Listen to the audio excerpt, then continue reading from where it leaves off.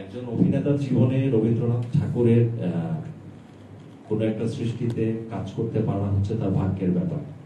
তো এই কারণে আমি প্রথমে ধন্যবাদ জানাবো মির্জা শাখাওয়াত হোসেন শাখাওয়াত ভাইকে আমাকে অপু চরিত্রে উনি নেয়ার জন্য, এবং ওনার ডিরেকশনে আমি আসলে কাজ করেছি, জানি না চরিত্রটা কতটুকু ধারণ করতে পেরেছি। সো ভালো হোক আর আমার চরিত্রের অভিনয়টা যেমনই হোক সেটা সম্পূর্ণ ক্রেডিট যাবে হচ্ছে শাখাওয়াত ভাই। আর এই চরিত্রে আমি অভিনয় করতে যে আমার যে কো-আর্টিস্ট যারাই ছিলেন প্রত্যেকে হচ্ছে আমার থেকে গুণী। আমাদের যিনি হৈমন্তী চরিত্রে অভিনয় করেছেন উনি নতুন একজন অভিনেত্রী, অসাধারণ কাজ করেছে। আমার যেটা মনে হয়েছে, আমি যতটুকু অভিনয় বুঝি, যে সে তার চরিত্রটাকে ধারণ করার চেষ্টা করেছে। সেটি তার সংলাপ তো রবীন্দ্রনাথ ঠাকুরের সংলাপ তো হচ্ছে একদম, মানে এটা তো ইম্প্রোভাইজের কোনো জায়গা থাকে না। আমার ক্ষেত্রেও সেম জিনিসটা হয়েছে, কারণ আমরা যে ভাষায় কথা বলি বা আপনাদের সামনে যে ভাষায় কথা বলছি, রবীন্দ্রনাথ তো আসলে ওই ভাষায় উনি লিখেন। সো ওইটা অ্যাডপ্ট করাটা আমাদের সবার জন্য টাফ ছিল। চেষ্টা করেছি রবীন্দ্রনাথ ঠাকুরের এই ছোট গল্পে যতটুকু সম্ভব ভালো কাজ করার। আর অনেক চ্যালেঞ্জ ছিল সত্যি কথা, কারণ 3 দেশের জাতীয় সঙ্গীতের রচয়িতা উনি। মানে যদি হিসেব করা হয় প্রায় 200 কোটি মানুষ ওনার লেখা জাতীয় সঙ্গীত গায় 3 দেশে। সো জানি না আমরা আমাদের ফুল টিম আমরা কতটুকু এই চ্যালেঞ্জটা আমরা উতরাতে পেরেছি। সো যখন দর্শক দেখবে এই বিবেচনার ভার আপনাদের মাধ্যমে অ্যাকচুয়ালি ওনাদের হাতেই থাকবে। আর আমি আবারও ধন্যবাদ জানাই যারা উপস্থিত, আপনারা কষ্ট করে এসেছেন, এবং আমাদের সাংবাদিক ভাই বোনেরা, আপনাদেরকে আবারও থ্যাংক ইউ। আর পরবর্তীতে কথা হবে, আমার যারা মুরব্বীরা আছেন ওনারা এখন শুভেচ্ছা বক্তব্য পরপর আপনাদের সামনে পেশ করবেন। Thank you so much.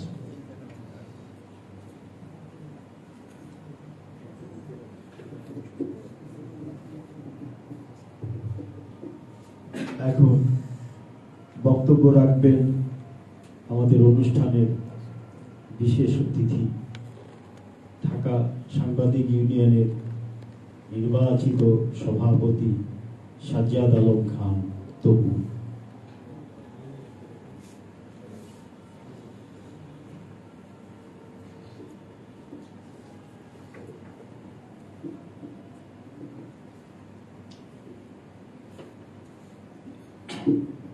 আগত উপস্থিতি, ঢাকা ফিল্ম সোসাইটি আয়োজিত হৈমন্তী রীতিকথা চলচ্চিত্র শীর্ষ সংবাদ সম্মেলনের শ্রদ্ধাভাজন প্রধান অতিথি, মাটি ও মানুষের নেতা, সিরাজগঞ্জের 2 সংসদীয় এলাকার মাননীয় সংসদ সদস্য ডক্টর জান্নাত আরা তালুকদার হেনরি।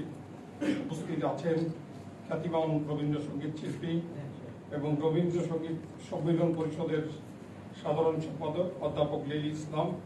উপস্থিত আছেন বাংলাদেশ চলচ্চিত্র প্রযোজক পরিবেশক সমিতির সাবেক সভাপতি জনাব খোরশেদ আলম খসরু। উপস্থিত আছেন এই চলচ্চিত্রের পরিচালক আমাদের শ্রদ্ধাভাজন ব্যক্তিত্ব মির্জা শাখাওয়াত হোসেন। উপস্থিত আছেন সঙ্গীত পরিচালক ও আমাদের অভিভাবক দীনবন্ধু দাস। উপস্থিত রয়েছেন চিত্রনায়ক সহ আজকের সভায় সভাপতিত্ব করছেন রাশেদা চৌধুরী সহ সবাইকে শুভেচ্ছা জানাচ্ছি। আমি আসলে চলচ্চিত্রের মানুষ না, চলচ্চিত্রের দর্শক মাত্র। আমরা হৈমন্তী হচ্ছে রবীন্দ্রনাথের অমর সৃষ্টি, তো অনেক বিশাল সাম্রাজ্যের অধিবাদী সাহিত্যের যে বিশাল সাম্রাজ্য, সেটি পুরোটাই বলা চলে যে রবীন্দ্রনাথের দখলদারিত্বের জায়গাতেই রয়েছে, রয়েছে। এবং বাংলায় যে ছোট গল্প, সেটিও কিন্তু রবীন্দ্রনাথ যে ধারা অঙ্কন করেছেন, যে গতি দিয়েছিলেন, যে স্রোতধারায় বসিয়েছিলেন, সেখানে আবর্তিত হচ্ছে আর কি। চলচ্চিত্র বোদ্ধারা হয়তো কথা বলবেন, আমি গল্প সম্পর্কে আসলে একটি বলতে চাই যে আসলে অপুর যে চরিত্র, অপুকে তো আসলে আমরা কিভাবে দেখতে পারি যে তার বাবা মায়ের দাসত্বের শৃঙ্খলে বন্দী, মূলত সে যে পুঁজি তাকে লালন পালন করেছিল সেই বৃত্ত ভেঙে বেরিয়ে আসতে পারেন। সেই জন্য শিক্ষিত একজন মানুষ তার জীবন সঙ্গী নিয়েছিলেন, তার আসলে মর্যাদাটা তিনি যথার্থভাবে দিতে পারেনি।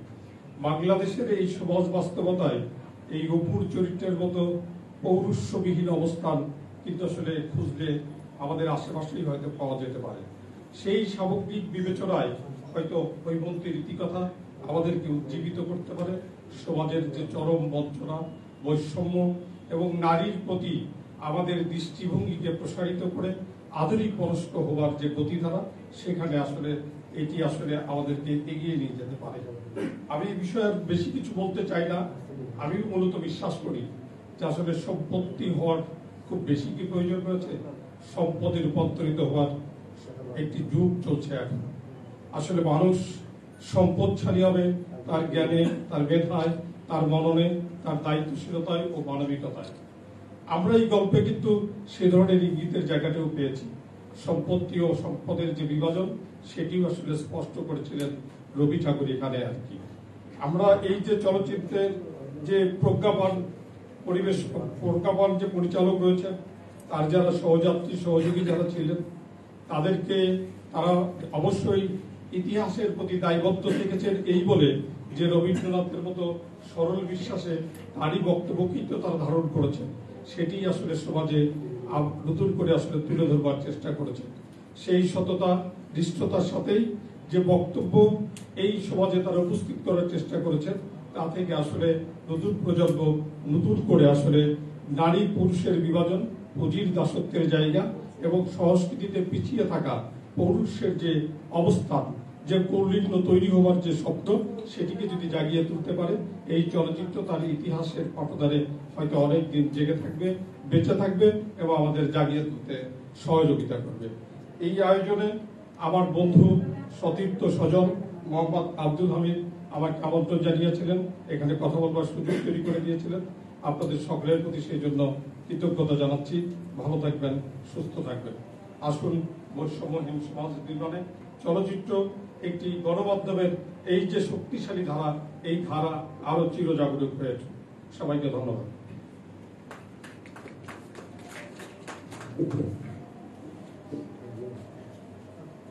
আমাদের মাঝে আরো একজন গুণী প্রযোজক উপস্থিত রয়েছেন। তিনি হচ্ছেন সাইফুল ইসলাম চৌধুরী, আমাদের সকলের শ্রদ্ধাভাজন। শারীরিক অসুস্থতার কারণে তিনি বক্তব্য রাখতে পারছেন না।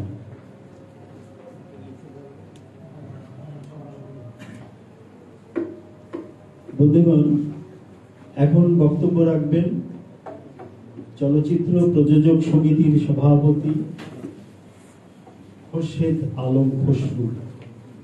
আমি খোরশেদ আলম খসরু সাহেবকে তার বক্তব্য রাখবার জন্য সবিনয় অনুরোধ জানাচ্ছি।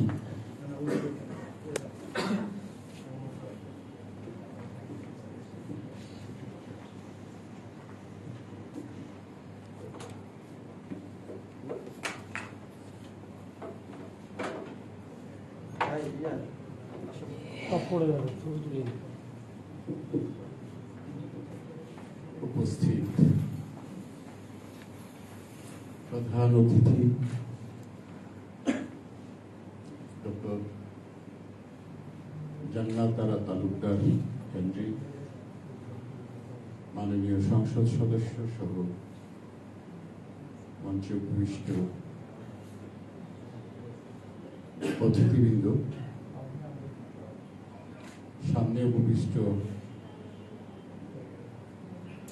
বাংলাদেশ হল মালিক সমিতির সভাপতি জনাব সাইফুল ইসলাম চৌধুরী, যিনি শুধু একজন হল মালিক সমিতির সভাপতি না, যিনি এখনো জীবন্ত আমাদের চলচ্চিত্রের একজন অভিভাবক এবং একটা সময় আমাদের যখন 35-এর যুগ ছিল, সেই সময়টাতে আমাদের চলচ্চিত্রের সূতিকাগার এফডিসি-কে যে প্রতিষ্ঠান আমাদের নেগেটিভ পজিটিভ শুটিং এর এই সামগ্রীগুলো দিয়ে সমৃদ্ধ করেছিলেন, সেই প্রতিষ্ঠানের কর্ণধার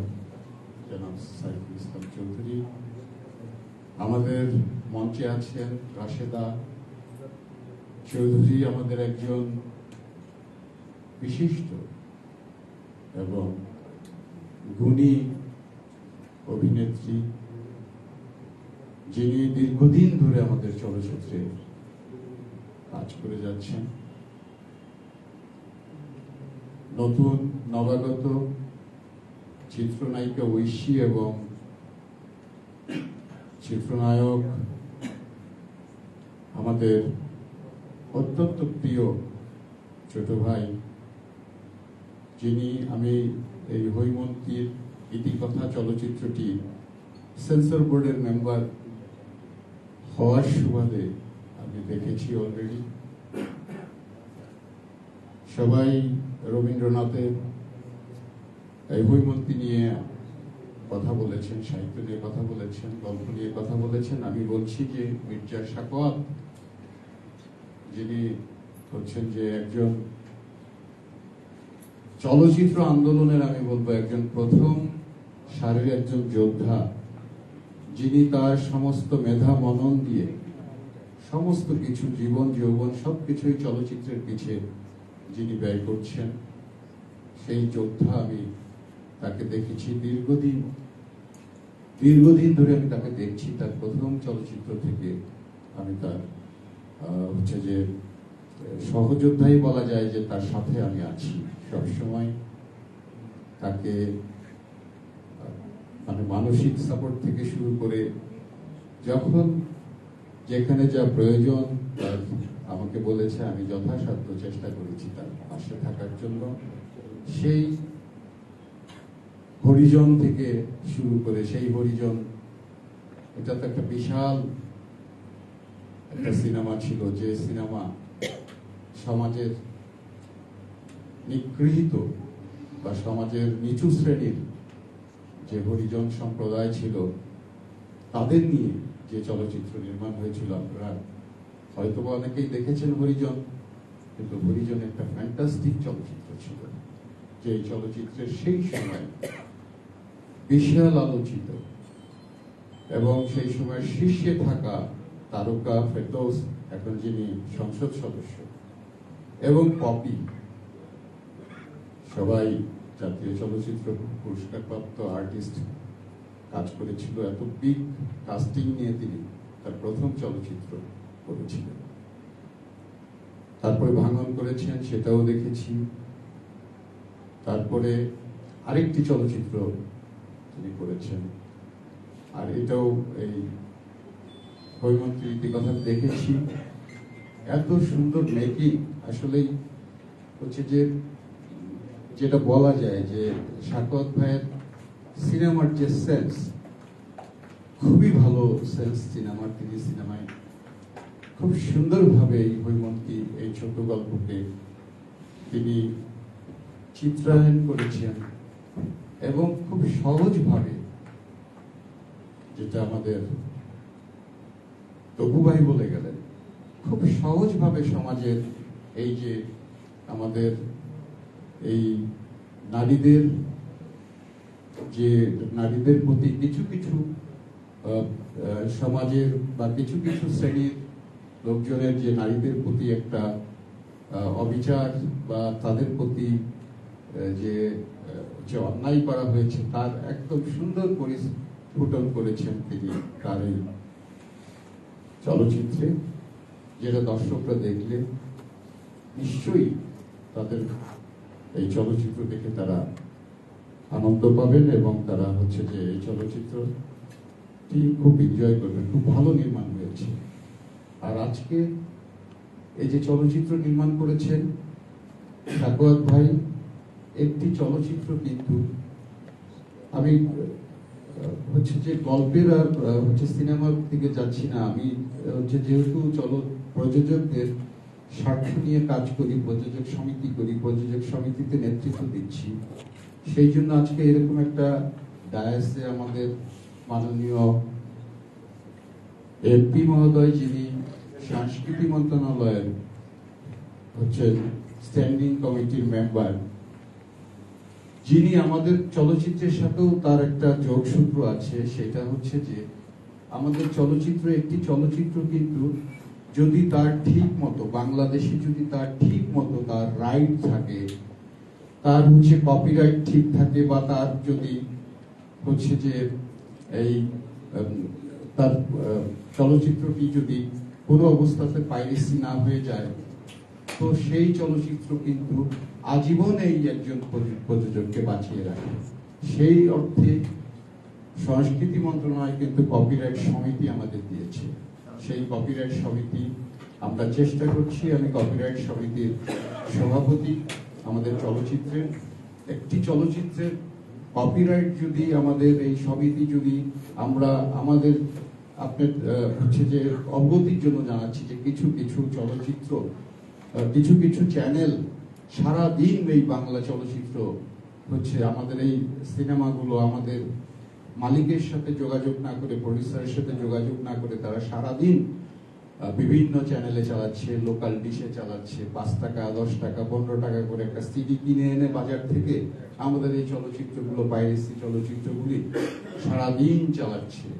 সেইখানে আমাদের এই চার দোকানে বসে এক কাপ চা খেয়ে একটা চলচ্চিত্র দেখে দিচ্ছে। আমাদের চলচ্চিত্রগুলো আর হলে দর্শক যাচ্ছে না।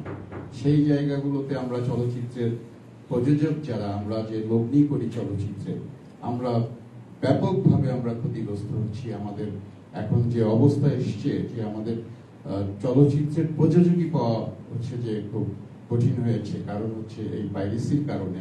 তো সেই জায়গায় আমরা আর তারপরে হচ্ছে যে আমরা এই বিভিন্ন চ্যানেলে বিভিন্ন হচ্ছে যে মাধ্যমে, ডিজিটাল মাধ্যমে যে ছবিগুলো চলে তার আমরা আসলে কোনো হিসাব পাই না, আমরা কোনো তার হিসাব পাই না।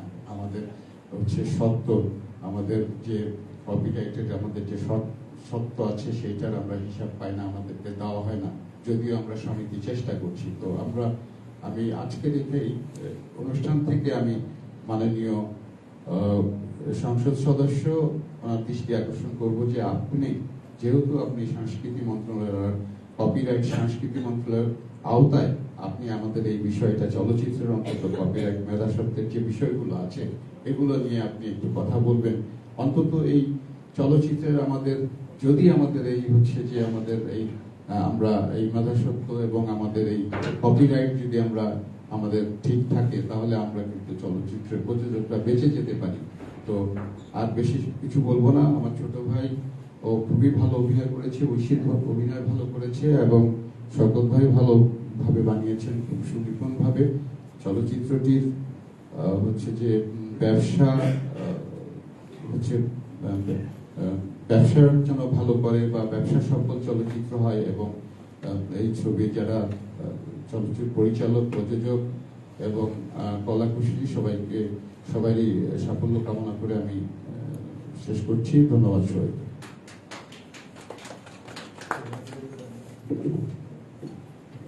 এখন আপনাদের সামনে বক্তব্য রাখবেন শ্রীমন্তী রীতিকথা চলচ্চিত্রের পরিচালক ও ঢাকা ফিল্ম সোসাইটির সভাপতি মির্জা সাখাওয়াত হোসেন।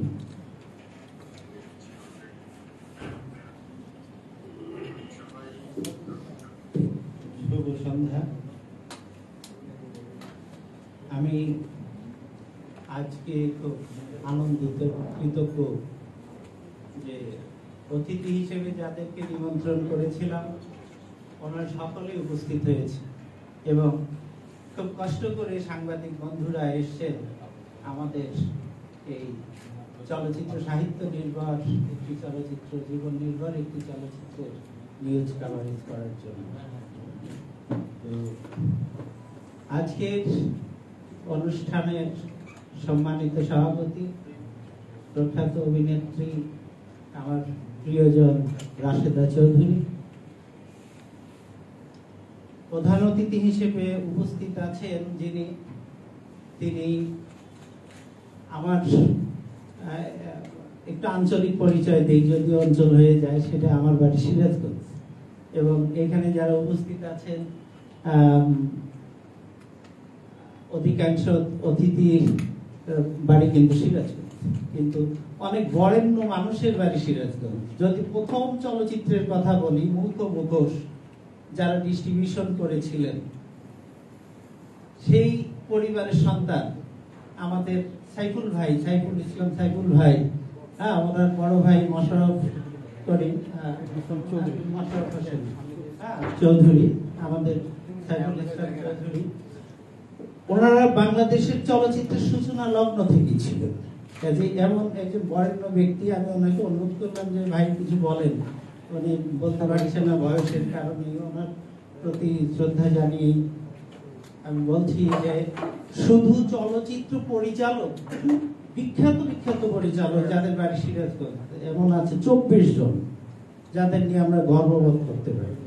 আবার যদি আমরা রাজনীতির ক্ষেত্রে বলি, তাহলে আমরা এত গর্বিত, এত অহংকারের জায়গায় আমরা অবস্থান করি যে সেখানেও সেই প্রাচীন যুগ থেকে রাজনীতিবিদ, আবার কবি সাহিত্যিকের কথা যদি বলি, সেটাও কিন্তু আমরা পাচ্ছি যমুনা বিধৌত সেই সিরাজগঞ্জ অঞ্চলে। কাজে গর্ব করার মতো একটি জায়গায় আমার জন্ম, এই জন্য আমি নিজেকে খুব ধন্যবাদ।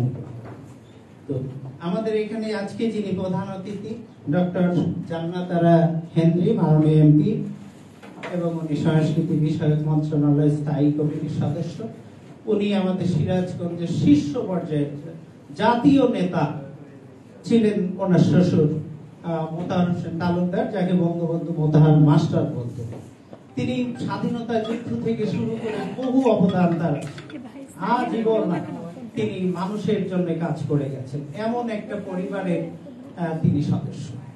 আমি তার প্রতি স্পেশালি অভিনন্দন জানাই। আরেকজন যিনি উপস্থিত আছেন, লিলি ইসলাম, তার শ্বশুরের কথা যদি আমি বলি, তিনি ডক্টর মাজহার ইসলাম। স্যারের মৃত্যুর কিছুদিন আগে তখন মুক্তিযুদ্ধের একটি সংকলন করি, মুক্তিযুদ্ধের কবিতা দিয়ে। আমি ওনাকে ফোন করেছিলাম যে স্যার, আপনার একটা কবিতা দরকার আমার। উনি আমাকে বললেন যে তোমার কোথায় দরকার, কখন পাঠাবো? বলে আমি পাঠিয়ে দিয়ে নাজির সুপার মার্কেটে এত নাম্বার ইয়েতে প্রকাশনী, ঠিক ওই টাইমে দেখে উনি পাঠিয়ে দিয়েছেন। এবং উনি বললেন যে আমি তো সিঙ্গাপুর যাচ্ছি, ওখান থেকে এসে তোমার সংকলন দেখবো। আর কিন্তু দেখা হয়নি। আমি মোতাহার হোসেন তালুকদার সাহেবের ইন্টারভিউ করেছিলাম, তখন সাংবাদিকতা করি। তো দেখেছি উনি খুব গর্ব করে বলতেন যে মনসুর আলী সাহেব আমার 6 বছরের বড়, কিন্তু রাজনীতিতে আমি ওনার 6 বছরের সিনিয়র। এমন সেই পরিবারের লোকেরা এখানে উপস্থিত আছে।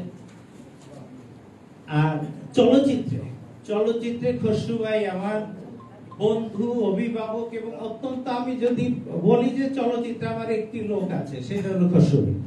কারণ আমার প্রত্যেকটা ক্ষেত্রে আমি ওনাকে অবহিত করি। আর খসরু ভাই চলচ্চিত্রে নেতৃত্ব দিচ্ছেন, দীর্ঘ সময় ধরে উনি কাজ করছেন মানুষের জন্য। আর সেন্সর বোর্ডে একজন মানুষ যদি কথা বলে চলচ্চিত্রের পক্ষে, সেটা হলো খসরু ভাই কথা। যার কারণে উনি যে আন্দোলন করেন, যে সংগ্রাম করেন, আমি কিন্তু সাপোর্ট করি সবসময়।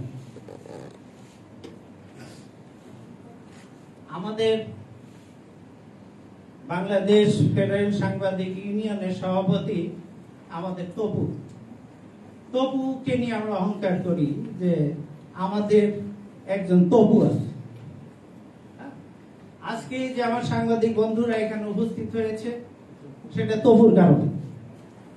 যে রিমন ভাই এখানে উপস্থিত আছে, উনি আন্দোলনকারী সাংবাদিকদের নিয়ে, তো একজন নিবেদিত সাংবাদিক।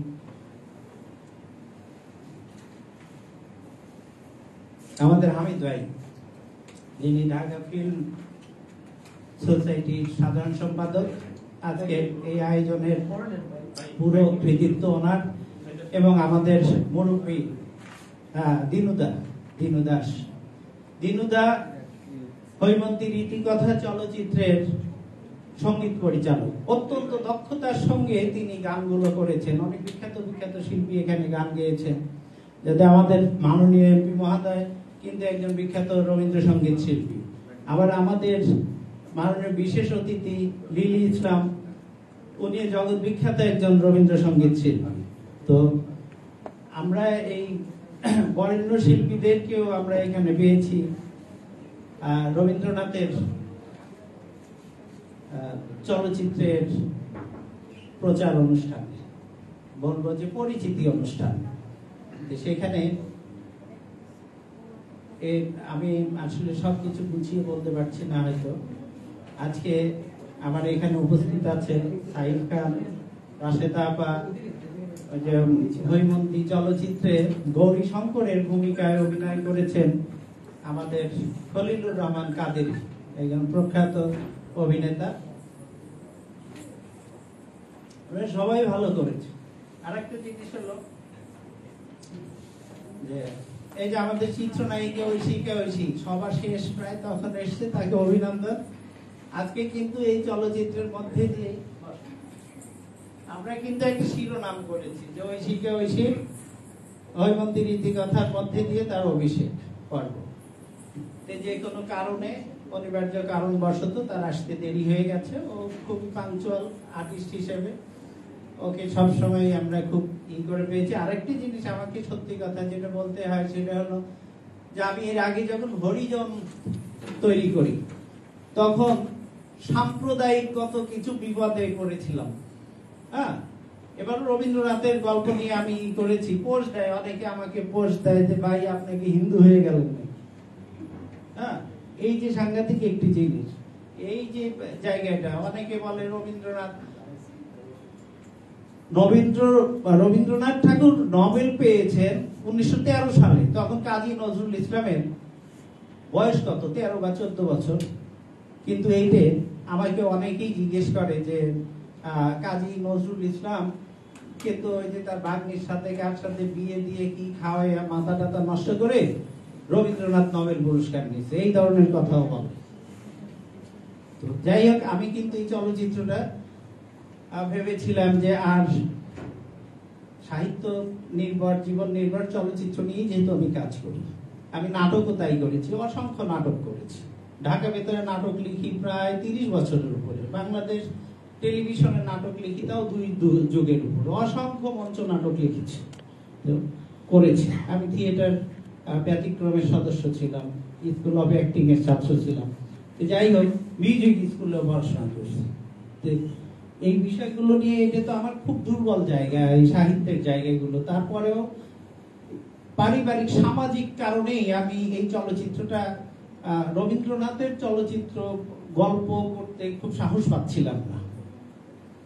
এটা কিন্তু এই ঐশিকের জন্যই আসলে হৈমন্তীর ইতিকথাটা তৈরি হয়েছে।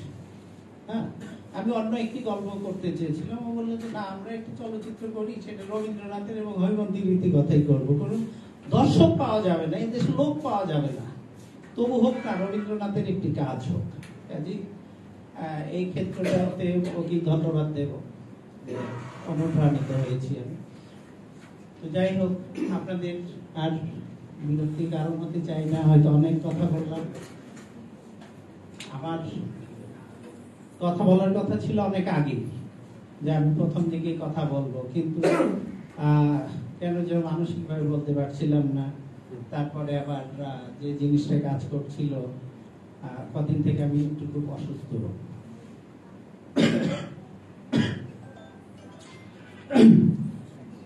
তো সকলকে ধন্যবাদ, অভিনন্দন জানিয়ে আমার বক্তব্য শেষ করছি। জয় হোক মেহনতি মানুষের, জয় হোক।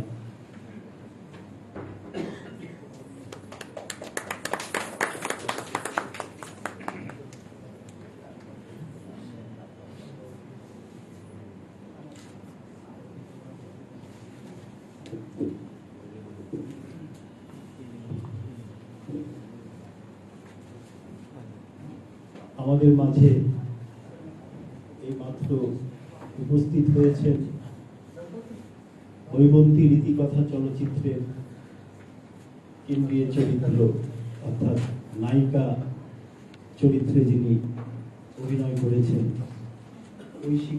ঐশী, তাকে আজকের প্রধান অতিথি ফুলের তোড়া দিয়ে শুভেচ্ছা জানাচ্ছেন।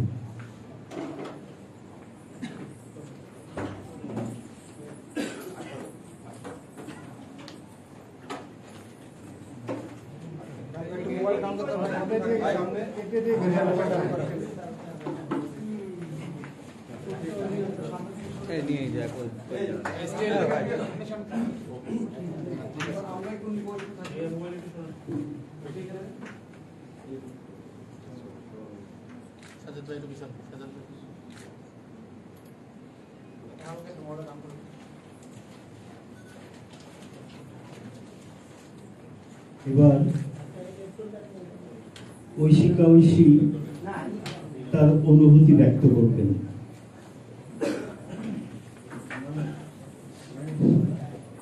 আসসালামু আলাইকুম সবাইকে।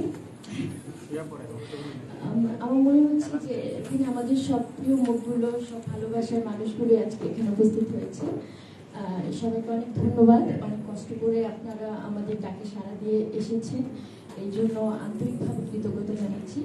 আর আরও কৃতজ্ঞতা জানাচ্ছি আমাদের আজকের প্রধান অতিথি, উনি একজন মাননীয় সংসদ সদস্য, ওনাকে অনেক অনেক ধন্যবাদ।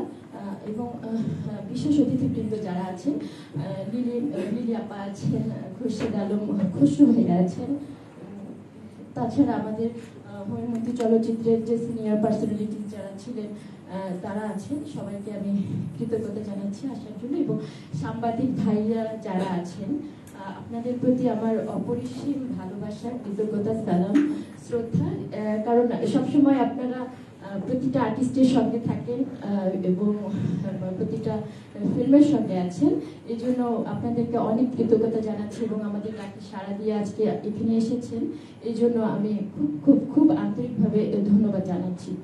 আসলে হৈমন্তী রীতিকথা চলচ্চিত্রটি বিশ্বকবি রবীন্দ্রনাথ ঠাকুরের হৈমন্তী গল্প অবলম্বন করে করা হয়েছে। এটা হচ্ছে একটি অনবদ্য গল্প। যেহেতু অনবদ্য গল্প, আমার মনে হয় একটি অবিস্মরণীয় চলচ্চিত্র হিসেবে আমি আশা করি যে এটা ওই হিসেবে নির্মিত হয়েছে। আর এখানে আমি বলবো যে যিনি পরিচালক ছিলেন এই চলচ্চিত্রের, মির্জা সাকত হোসেন স্যার, উনি নিজেও একজন সাহিত্যিক, একজন প্রবন্ধকার, একজন কবি, এবং অনেক কাব্যগ্রন্থ থেকে শুরু করে ওনার অনেক সৃষ্টিকর্ম রয়েছে।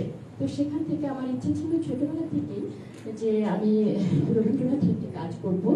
কারণ আমি রবীন্দ্রনাথ ঠাকুরকে খুব ওনার অনেক গল্প, কবিতা সবকিছুই আমার অনেক পছন্দের। আমি অনেক ছোটবেলা থেকেই ওনার অনেক কিছু পড়েছি, অনেক প্রবন্ধ পড়েছি, গল্প পড়েছি। তো সেখান থেকে ইচ্ছে ছিল যে একটি কাজ করব, ওনার একটি চরিত্র আমি রূপায়ণ করতে চাই। তো সেখান থেকে আমি সার্চ করছিলাম যে কার সাথে আমি এই কাজটা করতে পারি। যেহেতু রবীন্দ্রনাথের গল্প, সেখান থেকে আসলে ওনার গল্পটা ফুটিয়ে তোলার জন্য একজন খুব মেধাবী বা জ্ঞানী একজন পরিচালক প্রয়োজন। তো সেখান থেকে আমি মির্জা সাকত হোসেন স্যারকে পেয়েছি। তো ওনাকে বললাম যে স্যার এই কাজটা করতে চাই। তো ওখান থেকে শুরু। আর যেহেতু চলচ্চিত্র একটি স্বপ্নের জায়গা, সবারই স্বপ্ন,